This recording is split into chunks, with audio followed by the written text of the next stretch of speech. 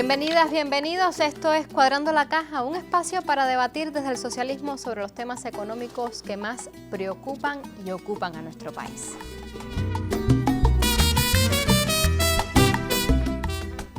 Yo soy Laura Prada y hoy hablamos sobre las empresas con pérdidas. Hoy en Cuba existen más de 2009 para ser exactos, empresas estatales, las que están llamadas a ser el sujeto principal de la economía nacional, según lo establece la Constitución de la República. De esas empresas de las 2009, 285 aún se reportaban en pérdidas. Estos son datos del mes de marzo de este año, recientemente ofrecidos a Cuba Debate. Y en esta ocasión, en este programa, preguntamos, ¿deben las empresas estatales esperar por indicaciones para avanzar o una buena administración es suficiente para transformar esa realidad? ¿Una ley de empresas resolvería esta situación?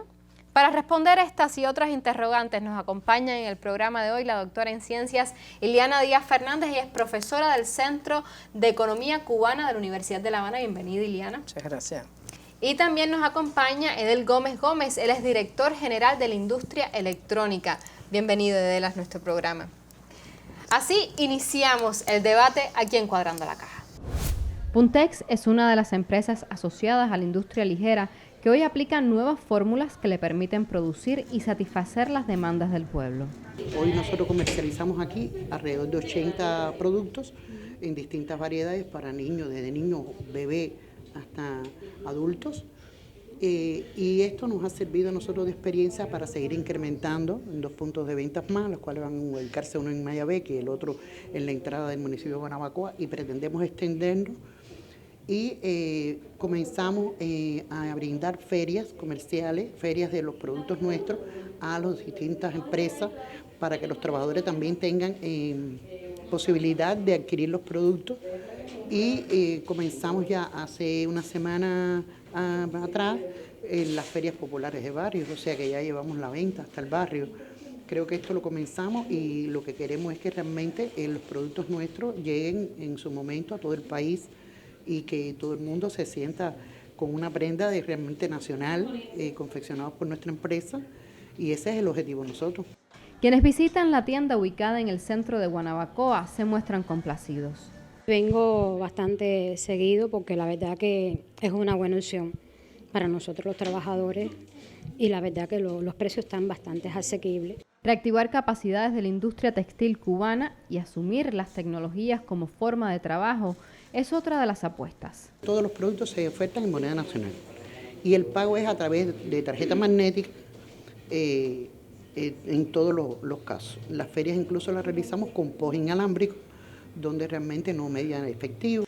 Producciones de salida rápida, fácilmente comercializables y que respondan a las necesidades sin causar pérdidas.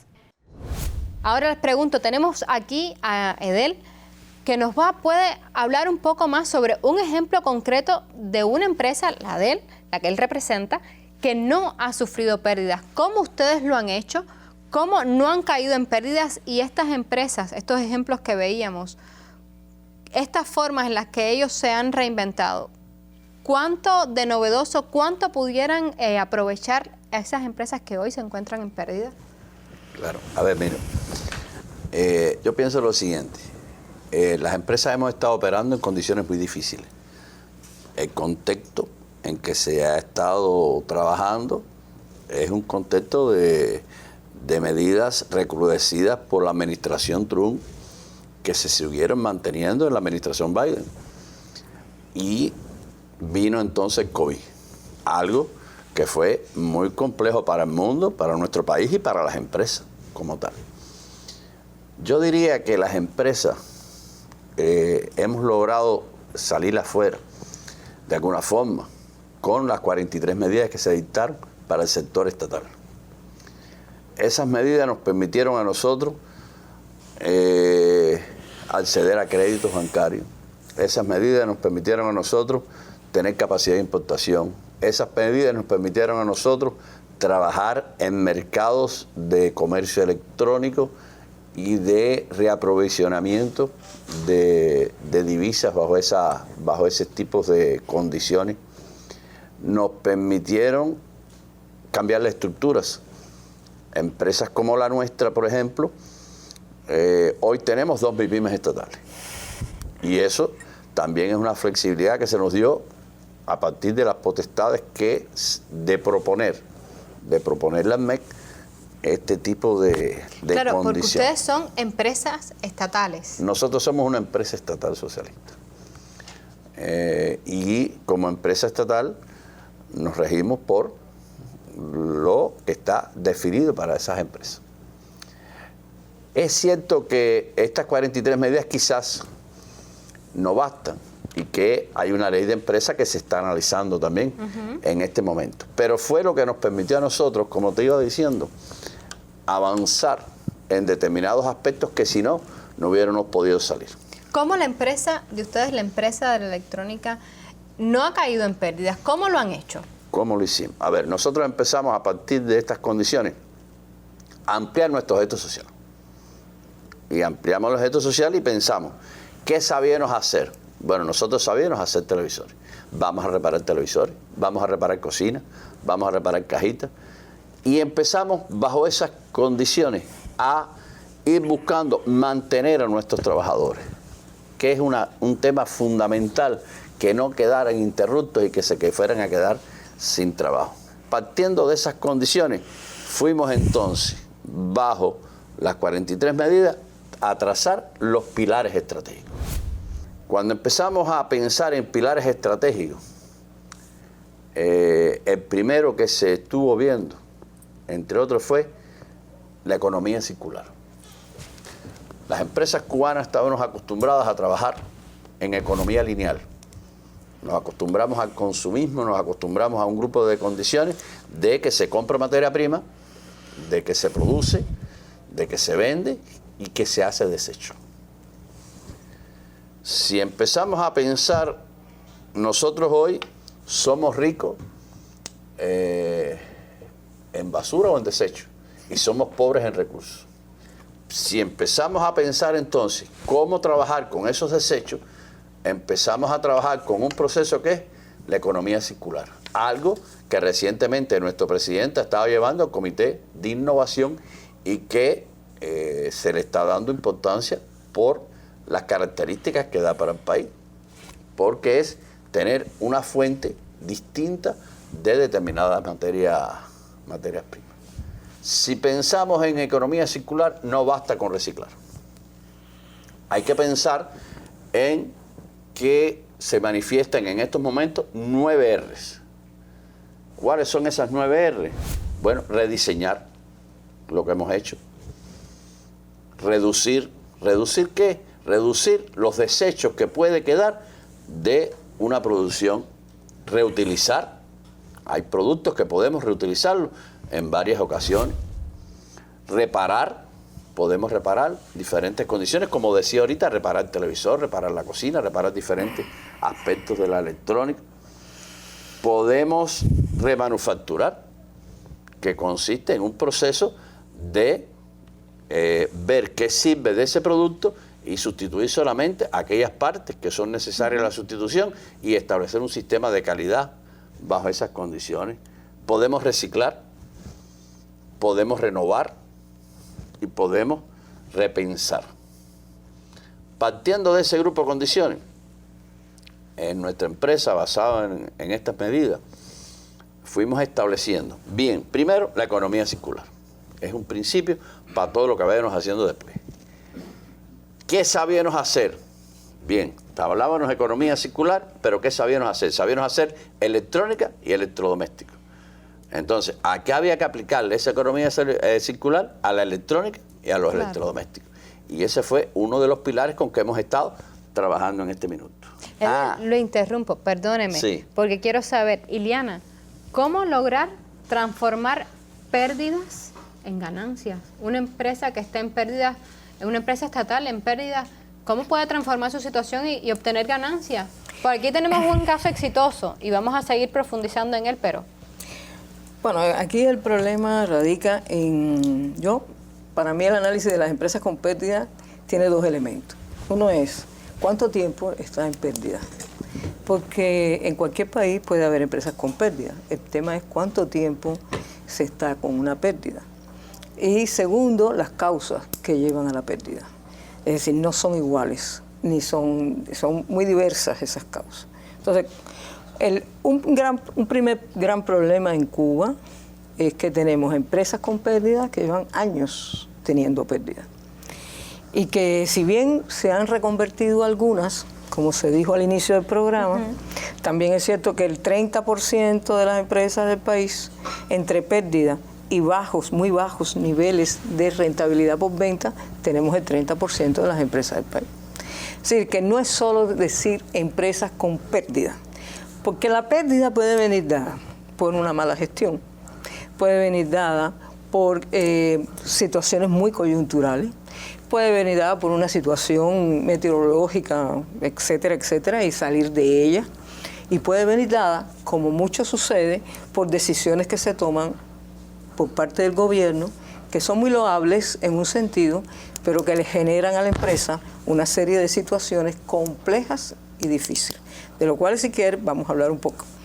Entonces, no es tan simple a veces salir de la pérdida, porque si el país considera que tiene que hacer un control de precio sobre determinados productos para la población, ¿sí?, lo cual es loable para la población, ¿qué genera eso? Eso genera un subsidio.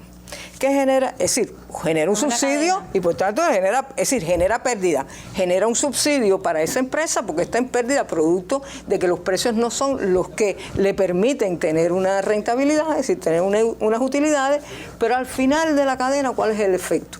El efecto es que ese subsidio, ¿de dónde sale? Sale del déficit presupuestario. Y el déficit presupuestario, ¿en qué se revierte? Se revierte en inflación. ¿Y la inflación quién la paga?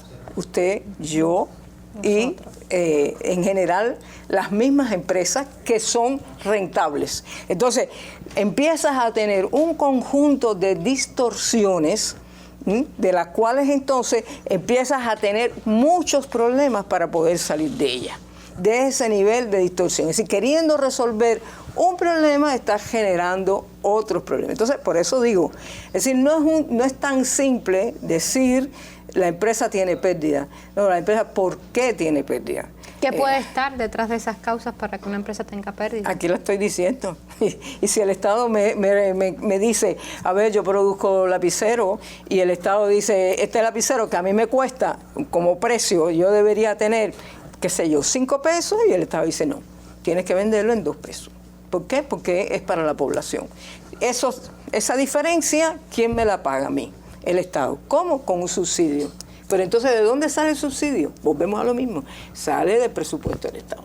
El presupuesto del Estado, cuando tiene déficit, se revierte en la inflación. Pero además, le diría más, como existe un déficit presupuestario, ¿qué es lo que es? ¿Qué es a lo que va el Estado? A sacar más dinero de la empresa. Entonces digo, bueno, tú tienes que pagar un impuesto, pero tú tienes que pagar un aporte. Y entonces, si tú pagabas hasta ahora un 50%, posiblemente mañana tienes que pagar un 60%. Entonces, le extraigo a la empresa todavía más dinero de la que no le permito que cree. Es concebir a la empresa como una empresa. Ese es el problema. Es decir, aquí el problema radica en eso, en que la empresa hay que concebirla como una empresa, no como una unidad de la cual me apoyo como Estado para resolver determinados problemas. O sea, que como se plasma en la Constitución, ¿no? Que tenga el rol que le corresponde en la economía. Claro, por supuesto. Edel, le pregunto, usted hablaba de la economía circular y de cómo ustedes se plantean las 9R. Sí. Le pregunto, ¿esa misma conciencia con la que ustedes trabajan ha sido la que ha regido el trabajo en general a la hora de dirigir la empresa y que no tengan pérdidas? A ver, en el caso nuestro fue lo que permitió no tener pérdidas. Y cuando pensábamos así, pensábamos desde los productos que hacemos hasta los temas energéticos, que hoy el país tiene sus situaciones complejas con esa situación. Nosotros empezamos a buscar cómo generarnos nuestra electricidad. Y hoy nuestra empresa tiene 16 parques fotovoltaicos que esos 16 parques fotovoltaicos cubren la electricidad de la empresa y todos los días le vendemos una cantidad de energía a la Unión Eléctrica. Y eso es otra de las cosas que nos ha servido para nosotros poder enfocar eso.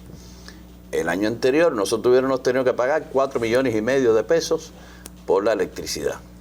Y nosotros, eso sirvió para revertirlo y poderlo llevar a las utilidades de los trabajadores, a la utilidad de la empresa, para poder pagar a los trabajadores desde ese punto de vista y esa condición. Y se fue haciendo ese tipo de condición y después fuimos haciendo, también trabajando con solineras, que es algo que creamos o se fue buscando una flota de triciclos eléctricos para la distribución de las mercancías, para los servicios eléctricos, para un grupo de condiciones, y esa flota que no trabaja con combustible también es algo que ayuda a la empresa a los temas de energéticos, de ser más eficientes y buscando ese tipo de condición. Esas cosas nos han permitido poder avanzar en situaciones que han sido complejas energéticamente y nos han permitido ir buscando un nivel de materia prima a partir de economía circular y un nivel de materia prima a partir de trabajar en plataformas electrónicas, por ejemplo, que es otra de las cosas que se está haciendo hoy, plataformas electrónicas como la de Sinmatel, que hemos trabajado con ella y que le permite traer dinero fresco al país. Y eso es importante para que la empresa, como se explicaba en la mesa redonda, en la intervención del ministro, bueno, tenga un nivel de cubrir esas necesidades financieras que tiene. Y bajo esas condiciones se va trabajando. Edel, yo lo interrumpo porque debemos hacer otra pausa y vamos a conocer un poco más sobre su empresa. Pero voy a dejar sobre la mesa una pregunta. ¿Cuánto puede determinar un buen liderazgo a lo interno de una empresa para que no tenga pérdidas, para que las medidas que existen hoy la ayuden a avanzar? ¿O cuánto le ayudan, si son efectivas? ¿Y cuánto aportaría esta ley de empresas a complementar esas medidas existentes o no? Esto lo ahondamos más en el siguiente segmento.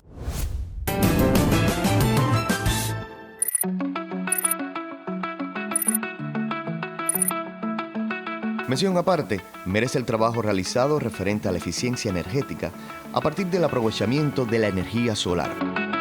La empresa cuenta hoy con 16 parques fotovoltaicos que con 3.336 paneles solares significan una capacidad instalada de 6.409 kWh. Esto nos convierte en la primera industria del país que cubre toda su necesidad de energía eléctrica a partir de fuentes renovables y además entrega diariamente energía al sistema eléctrico nacional. Se ha logrado en total la generación de 1.251.987 kWh y se han entregado al CEN 500.125 kWh.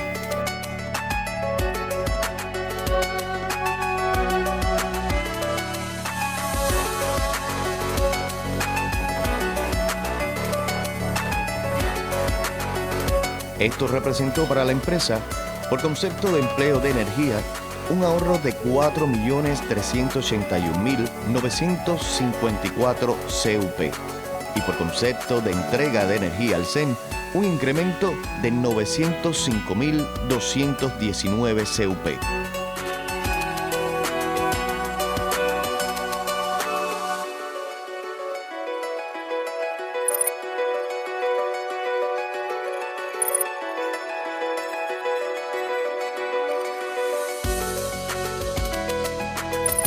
Con el aprovechamiento de la energía solar se relacionan también otros desarrollos de la institución. Para el abasto de agua de la empresa se ha instalado una bomba fotovoltaica que permite un ahorro de 300 kWh. A clientes externos se han instalado 74 de estas bombas, la mayoría de ellas en la agricultura. Tractores eléctricos se encuentran en este momento en proceso de homologación en una pequeña parcela creada por nuestra empresa para el cultivo de viandas y vegetales. A clientes externos se han instalado también 13 parques fotovoltaicos.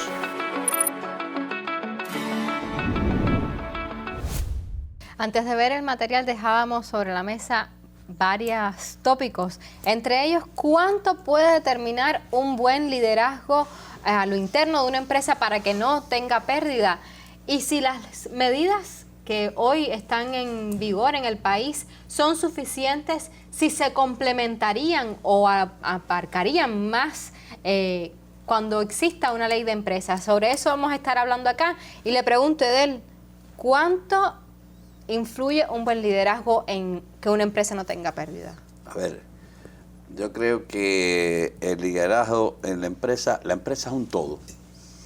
Y en esa empresa tienen que participar de la discusión de los planes iniciales los trabajadores y dársele al más mínimo posible unidad empresarial esa posibilidad de hacer sus propuestas. Y eso parte de ahí. Después, a partir de eso, hay que ver las estrategias que se van trazando y cómo, a partir de trazar la estrategia, están esos planes que van después, que hay que darle seguimiento, que hay que buscar cómo se complementa, que hay que ver cómo se va llevando eso a la realidad.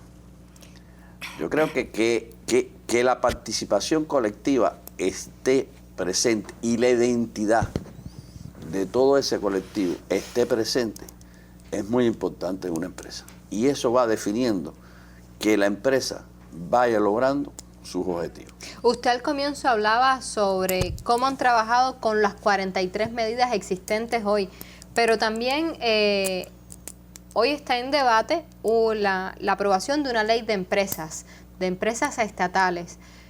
¿Cuánto aportaría esas medidas ya existentes? ¿Parten todas las empresas de un mismo punto, están en un mismo punto de partida a la hora de aplicar esas medidas, esta ley? ¿Cómo los cubriría? A ver, mira, yo pienso que las empresas partieron todas de una misma condición y de un mismo posibilidades en inicio de lo que hablaban de estos últimos años. Ahora, partiendo de esa condición, las medidas ayudaron a que las empresas fueran tomando determinadas decisiones y teniendo determinadas prerrogativas que les permitiera salir adelante o no salir adelante en función de las decisiones que se fueron tomando por los equipos de direcciones. Yo pienso que la ley de empresas es importante. La ley de empresas va a definir un marco regulatorio para todos y que a partir de tener ese marco regulatorio, bueno, se puede trabajar con mejores condiciones desde ese punto de vista, aunque las medidas fueron una antesala a esa ley de empresas. Como empresario, su opinión como empresario. Como empresario, a nosotros, no, a mi equipo, a mí como empresario, a mi equipo, lo ayudó mucho las 43 medidas. Yo diría que hoy lo que hemos logrado en la empresa lo logramos por las 43 medidas. Que no tenemos un marco regulatorio. Bien, necesitamos ese marco regulatorio que permita entonces trabajar de una forma más segura, más estable. ¿Que va la ley de empresas a resolver el problema de por sí, ella sola? No, tienen que ser un grupo de factores que se tienen que ir compaginando para lograr que las empresas avancen cada una en cada uno de los momentos. Y para cada sector es distinto, porque yo puedo estar hablando hoy de la electrónica, pero bueno, ¿y cómo se comporta la química, cómo se comporta la agricultura, cómo se comporta otro de los sectores? Yo creo que la profesora se refería a eso en su momento.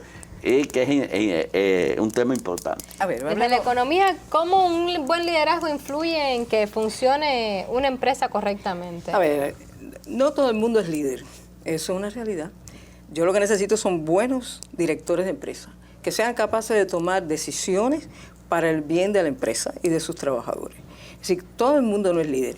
Y todos somos un producto de las condiciones en las que se vive y en las que ellos tienen que vivir.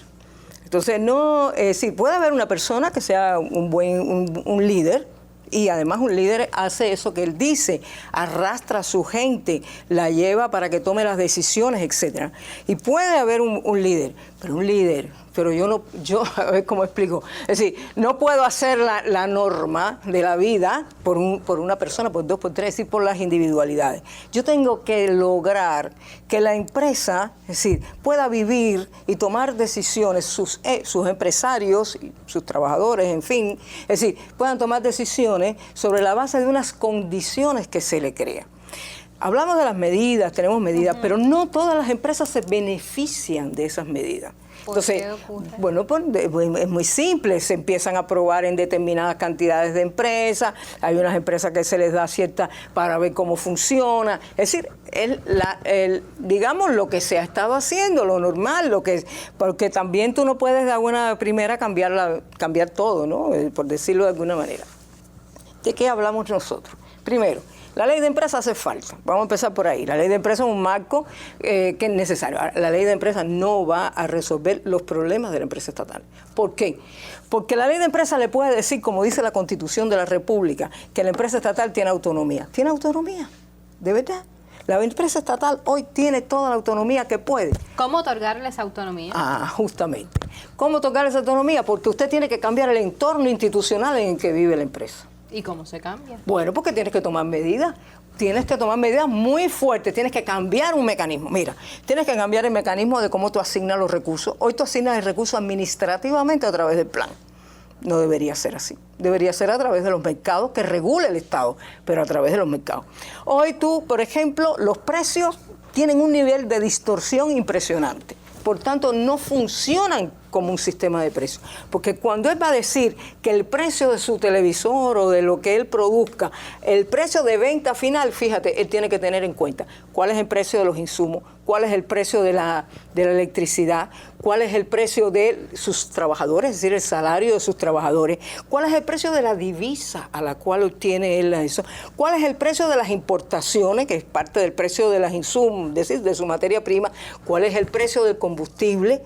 Todo eso forma parte del precio final. No es solamente decir, yo tengo esta cosa y sumo, ¿me entiendes? No. ¿Y qué pasa? Que muchas de nuestras empresas hoy también caen en pérdida o están muy cerca de la pérdida por los costos indirectos. Tienen muy altos sus costos indirectos, no tanto los costos directos. ¿Y por qué tienen altos los costos indirectos? Por muchas razones. Entre otras, ahora por la inflación, porque muchos servicios han subido sus precios bastante. Y además, porque tenemos un mecanismo de homologismo, es decir, donde si hay un Ministerio de Trabajo, tiene que haber un gerente de Trabajo, porque es el que hay. Si hay un Ministerio de Economía, tiene que haber un gerente de Economía. Si hay un Ministerio de Finanzas, tiene que haber... ¿Me entiendes lo que quiero decir? Por tanto, te multiplica lo que a lo mejor él como gerente hubiera decidido que en vez de tener 10, tuviera 5 departamentos. ¿Me explico lo que quiero decir? Todo esto multiplica personas. Todo esto multiplica personas que hoy están, podríamos decir, de algún modo subutilizadas, en el sentido de que están subempleadas, por decirlo de alguna manera. Es decir, donde tú necesitas uno, tienes que tener 3, por razones de que de alguna manera viene dado. Entonces, mira, esa decisión debería ser de él, para que me entiendas. Es decir, hay decisiones que son de empresa, pero ¿quién le tiene que dar esa potestad? Se la tiene que dar el país. Es que eso no está dado. Tú tienes que quitar todo eso que obstaculiza, que de alguna manera impide. ¿Cómo ustedes han quitado esos obstáculos a los que... no, él quita una parte, pero no los quita todos. Pero bueno, al menos una parte. Sí. Hay cosas que, bueno, están por marco... Pero mire, lo que yo le quiero decir es que él tiene unas medidas, él tiene las medidas, pero no basta con decir, yo hago tantas medidas. Usted tiene que generar en el país un mecanismo, ¿sí?, que funcione y haga funcionar a todas las empresas poco a poco y paulatinamente, porque esto no puede ser de la noche a la mañana. ¿Esa es la misión que estaban dadas a cumplir estas famosas 43 medidas? Antes de que existiera la volvemos ley de a lo mismo. empresa. Si no logramos verlo como un sistema, nunca vamos a resolver el problema. ¿Entiendes? Porque mira, si él tiene un problema mañana, ¿sí?, y él necesita un crédito, aunque tenga deuda, a él le van a dar el crédito, aunque tenga deuda. ¿viste? Y se lo van a dar con una garantía presupuestaria, porque el banco, por supuesto, presta contra algo. Y el Estado quiere que él siga sobreviviendo y le va a dar el crédito, aunque él no tenga condiciones para tener ese crédito.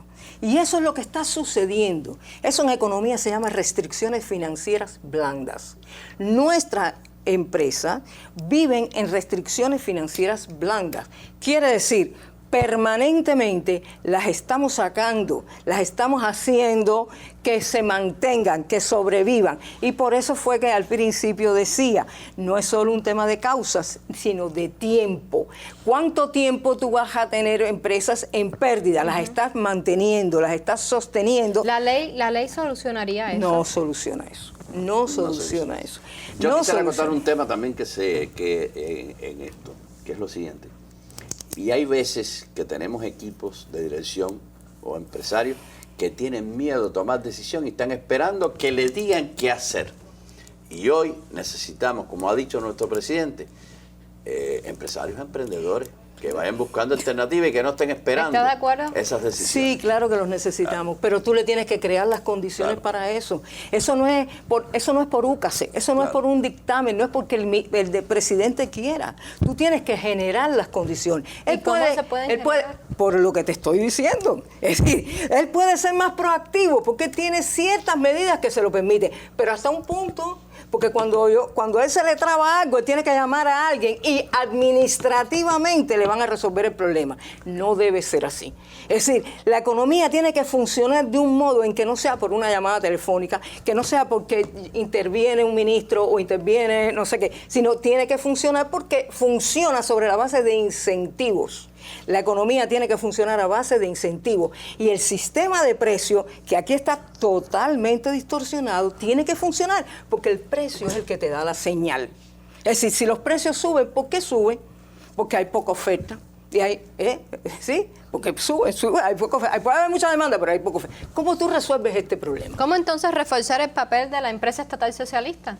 Tienes que hacer estos cambios que te hablo. Es decir, estás, de algún modo, la ley de empresa, importantísima, puede ser importante, pero tienes que cambiar el entorno institucional de la empresa estatal. Muchas empresas que hoy están en pérdida, pudieran estarse escudando en la inexistencia de esa ley de empresas para no ser más proactivas. No. Muchas empresas, yo no las conozco todas, no sé las causales de todo, pero no es eso, es decir, no se van a escudar detrás. Mire, yo le voy a decir una cosa, yo aplaudo a los directores de empresas en este país, es decir, incluso a los que tienen pérdida. Por supuesto pueden haber zonas de confort, por supuesto puede haber personas que no sean proactivos, en todo esto lo hay, pero es también que el mecanismo, es también que las condiciones que rodean a las decisiones de la empresa producen eso, reproducen una manera de hacer como él decía, espero. ¿Por qué? Porque hay una aversión al riesgo, pero cuidado, la aversión al riesgo es nacional. ¿Sí? Porque cuando usted dice que yo tengo que cumplir el plan, tengo que cumplir el plan. ¿Ok? Y entonces, ¿cómo hago innovación si tengo que cumplir el plan? Ahí está. ¿Cómo hago emprendimiento si tengo que cumplir el plan? Porque eso es riesgo. Eso es riesgo. Vamos a hacer una pausa, continuamos con el debate. Vamos a escuchar qué nos trae en esta oportunidad el gurú de Jatibonico.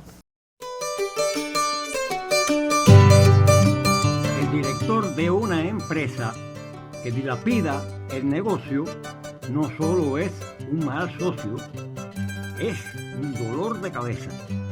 Un negocio no se empieza para con ello perder. Por eso hay que someter a un examen implacable a toda empresa irrentable que no acaba de emprender.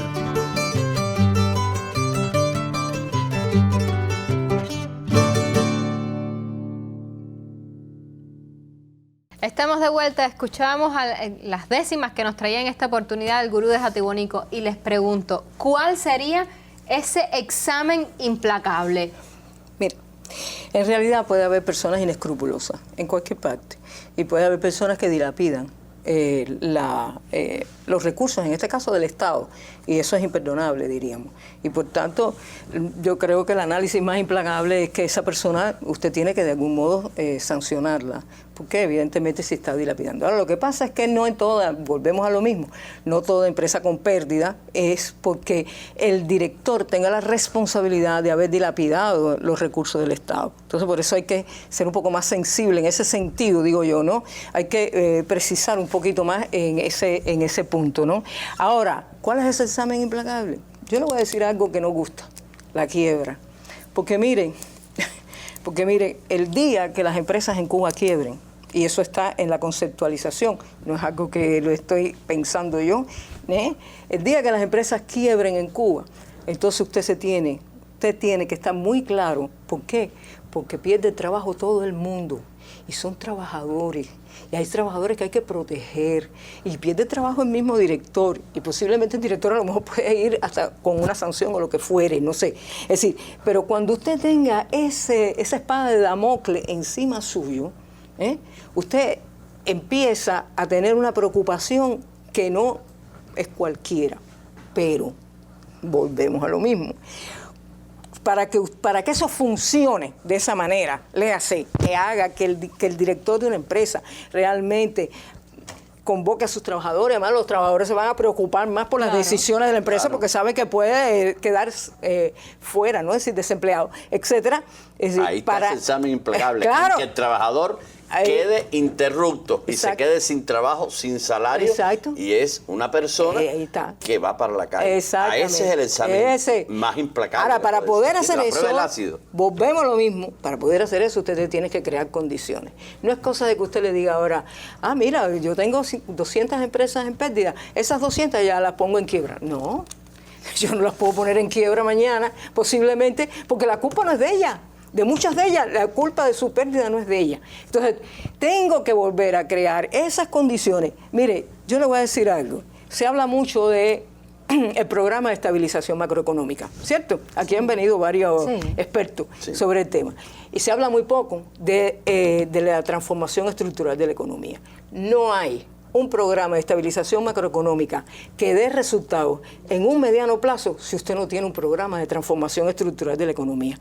¿Por qué? Porque toda medida que usted tome ahora para reducir el déficit o para bajar la inflación, si la empresa estatal, que es el pilote de la economía, no está en condiciones de producir con eficiencia, fíjese, con eficiencia, eso se vuelve abajo.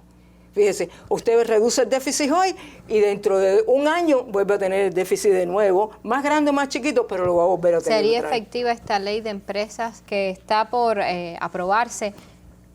¿Fortalecería el rol que debe cumplir la empresa estatal socialista como le corresponde en la economía cubana, como plantea la Constitución? La ley de empresa va a reforzar lo que dice la Constitución, y la ley de empresa va a introducir, creo yo, hitos y aspectos novedosos dentro del accionar del mundo empresarial estatal. Pero si no se realiza un proceso paralelo o, en fin, la ley siempre es un momento, ¿no? Sale y ya. Si no se realiza un proceso de transformación de esa empresa estatal en función de crear justamente ese entorno institucional necesario, ese entorno para que ella pueda tomar las decisiones como empresa, tal y como dice la Constitución y como va a decir la ley de empresa, no se va a lograr entonces. ¿Me ven? ¿Por qué? Porque si seguimos de nuevo tomando decisiones de gobierno, muy loables, muy todo, pero sobre la base de no tener en cuenta que eso genera distorsiones microeconómicas fuertes y que no permiten que las empresas puedan funcionar eficientemente, no lo vamos a lograr. Edel, ¿qué usted cree al respecto? ¿Podría esa ley de empresas afianzar el papel de la empresa estatal?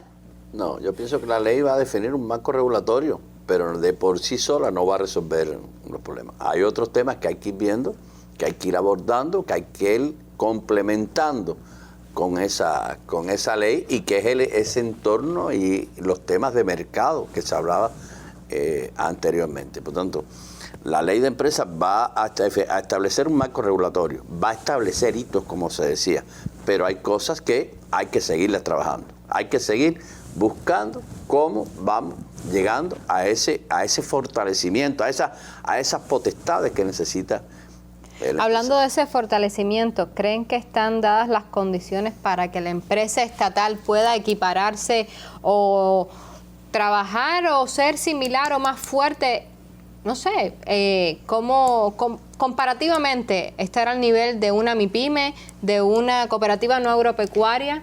Yo le voy a decir algo. Las MIPYME y las cooperativas no agropecuarias han demostrado, mal que nos pese, pues muchas veces un poco por un lado que no nos gusta mucho, por supuesto, han buscado esos mercados, porque los mercados existen. Mire, el mercado de combustible existe. Él va ahora al mercado de combustible igual que la pyme. Él va igual que la pyme. Sí. Él va al garaje y compra. ¿Me entiendes? Es decir, las pymes acceden a unos mercados que ¿por qué no puede acceder una empresa estatal?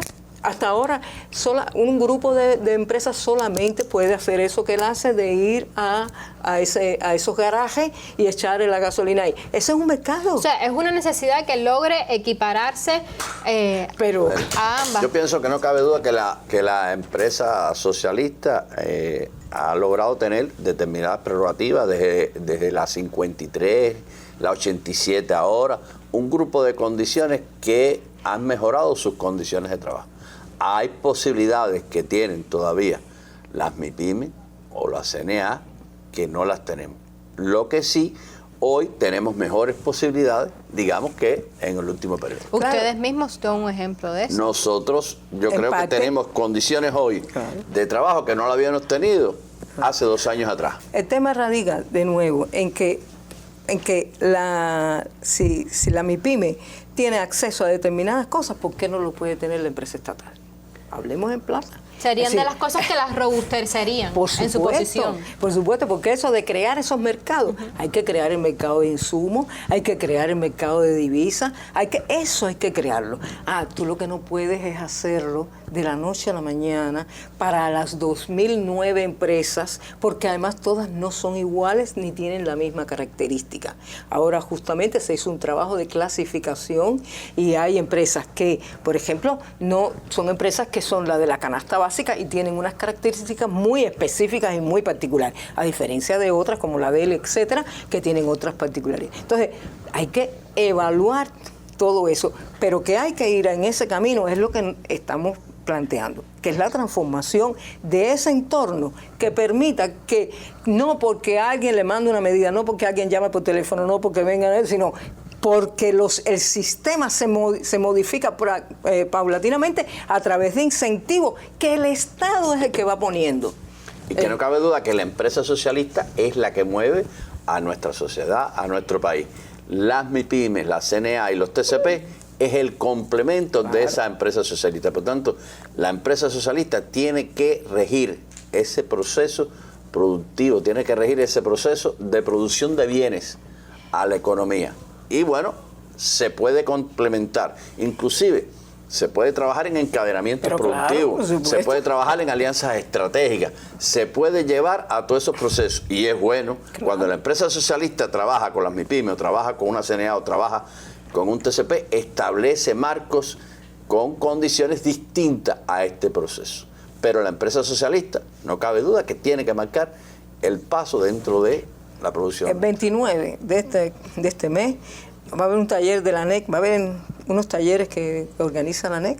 Nosotros estamos organizando un taller que tiene uno sobre empresa estatal y otro sobre MIPYME. Y en las MIPYME estamos llevando a 3 ejemplos de pymes que están articuladas con empresas estatales y vamos a llevar a los directores de empresas. Pues para allá tenemos que ir nosotros también. Bueno, pues arriba. Les damos las gracias a nuestros invitados por acompañarnos en nuestro programa. Aquí siempre vamos a indagar en los problemas, proponer soluciones, porque no basta con interpretar, también es necesario transformar. Así estaremos más cerca de lograr cuadrar la caja de la economía cubana. Hasta la próxima.